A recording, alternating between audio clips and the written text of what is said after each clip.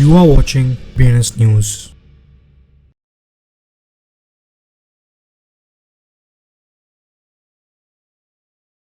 आज की headlines.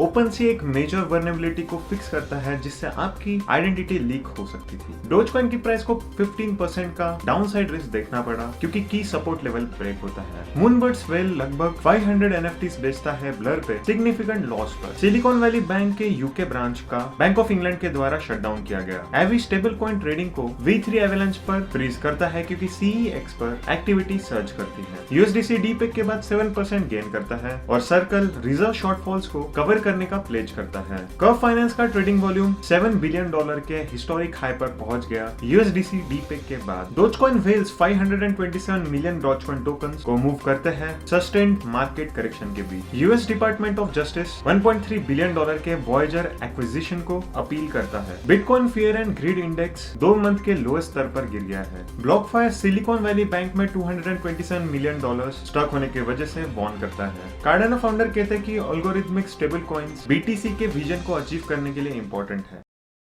OpenSea platform में एक लूप होल जो कि अगर सक्सेसफुली एक्सप्लॉइट हो जाता तो अटैकर्स को यूजर्स की आइडेंटिटीज पता करने का पावर दे देता।